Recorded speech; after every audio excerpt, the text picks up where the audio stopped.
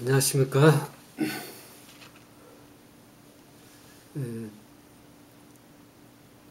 성경의 그 예언의 말씀은 지금 이 땅에서도 신속히 그 예언은 성취되어 가고 있습니다.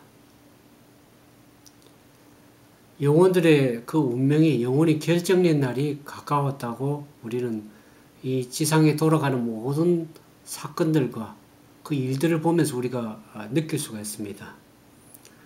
우리의 운명이 영원한 생명으로 이어질 것인지 아니면 영원한 멸망으로 끝날 것인지 그것은 여러분의 선택에 달려 있습니다.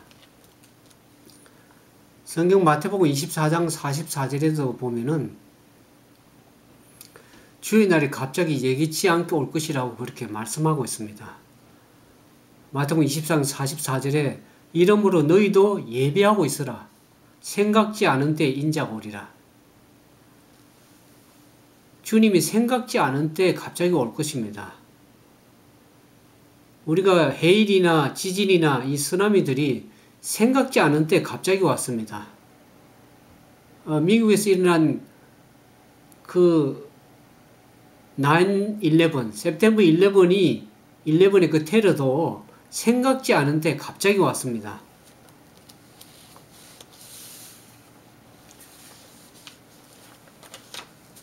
지금은 억제하시는 하나님의 영이 지상으로부터 점점 거두어지고 있습니다. 우리가 자주 이 지상에서 보는 불길한 그 상태들을 보면서 재난들이 많죠. 특히 허리케인이나 폭풍이나 또 태풍이나 화재나 홍수나 이런 재난 등이 꼬리를 물고 계속 신속하게 일어난 그 참된 이유가 어디에 있습니까? 많은 세상 사람들의 과학자들은 그것이 하나님의 오심, 아들의 오심, 예수 그리스도의 오심을 생각지 못하고 그 징조들을 다른 원인에 의해서 일어나는 것처럼 그렇게 이해하고 있습니다. 그러나 그 참된 원인은 우리가 성경을 제대로 아는 사람들은 계시록 7장 1절에 3절에 보는 것처럼 하나님의 종들이 이마 인치기까지 그와 같은 것을 억제시키고 있는 것입니다. 7장 1절에 3절에 보면 이일후에 내가 내 천사가 땅에 내 모퉁이에 선 것을 보니 땅의 사방의 바람을 붙잡아 바람으로 하여금 땅에나 바다에나 각종 나무에 불지 못하게 하더라. 또 보면 다른 천사가 살아계신 하나님의 인을 가지고 해 돋는 데로부터 올라와서 땅과 바다를 해롭게 할 권세를 얻은 내 천사를 향하여 큰 소리로 외쳐가로되 우리가 우리 하나님의 종들의 이마에 인치기까지 땅이나 바다나 나무나 해하지 말라 하더라. 지금 이 바람들이 아직도 억제되고 있는 것은 하나님께서 그 종들의 이마에 인치기까지 그 바람을 붙들고 있지만은 하나님께서 그 천사들에게 바람을 놓으라고 명령하시게 되면 이 땅에서는 형용할 수 없는, 묘사할 수 없는 요란한 장면들이 펼쳐지게 될 것입니다. 이런 일에 무관심한 자들이 하나님께서, 그리스도께서 경고하시는 말씀이 있습니다. 계시록 3장 16절에 내가 이같이 미지근하여 덥지도 아니하고 차지도 아니하니 내 입에서 너를 토하여 내치리라.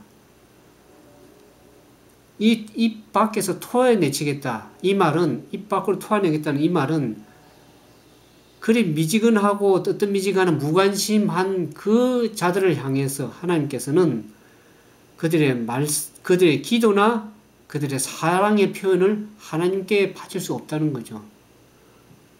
또 그분께서 그대가 그분의 말씀을 가르치는 것이나 그 영적인 일을 인정할 수가 없다는 겁니다.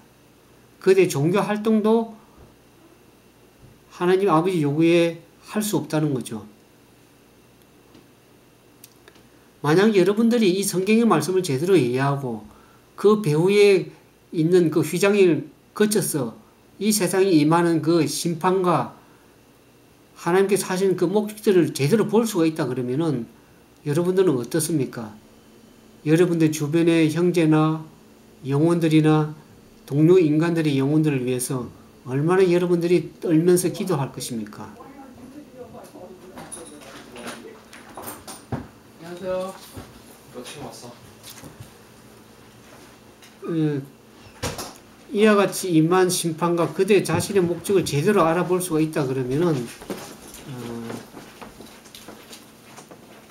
여러분들은 가슴을 찢고 그 고뇌의 열렬한 기도를 하늘로부터 올리게 되었을 것입니다.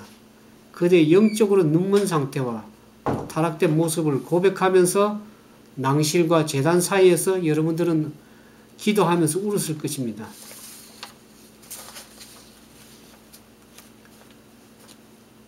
그래서 이와 같은 일을 제대로 깨닫는 주님의 종들의 그 의무에 대해서 교회정은 5권에 이렇게 말씀하셨습니다.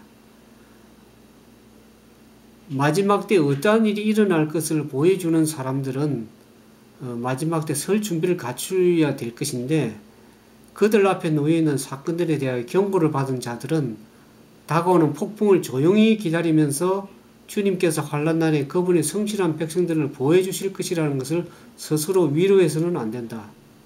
우리는 게으르게 기다림으로서가 아니고 흔들리지 않는 믿음으로서 열렬히 활동함으로써 주님을 기다리는 그와 같은 사람들이 되어야 된다고 기록하고 있습니다. 두 번째로는 우리는 지금 우리의 마음이 별로 중록치 않은 그러한 일에 얽히도록 허용해서는 아니 될 때입니다. 사람들이 자고 있는 동안 사단은 주님의 백성들이 자비나 공의를 입지 못하도록 일들을 크게 추진하고 있습니다. 일요일 운동은 특별히 암암리에 그 길을 마련하고 있고 지도자들은 문제의 진상을 숨기고 있으며 그 운동에 연합하는 많은 사람들은 저류가 어디로 흘러가고 있는지 스스로 깨닫지 못합니다. 그 공원들은 부드럽고 그리스도인답게 보이지만 그것을 말할 때는 용의 정신이 나타날 것이다. 그 무서운 위험들을 우리가 피하기 위해서는 전력을 다하여 일하는 것이 우리가 해야 될 의무라고 기록하고 있습니다. 그러면 하나님께서 어떻게 사업을 마치는가? 하나님께서 마치는 그 사업에 대해서 4가지를 기록을 했습니다. 첫 번째는 단순한 사람들을 통해서 단순한 방법으로 우리가 알지 못하는 방법으로 하나님께서 사업을 마치시고 또 하나님의 놀라운 섭리의 역사를 통해서 사업을 마치기도 하고 거룩한 천사의 도움을 받아서 하나님 사업을 마칩니다. 네 번째는 11시 일꾼들의 도움을 받아서 주님의 사업을 마치는데 11시 일꾼이라는 것은 마지막 때에 많은 교파에서 나와서 이 복음 사업을 마치도록 부름을 받은 일꾼들이 나올 것입니다.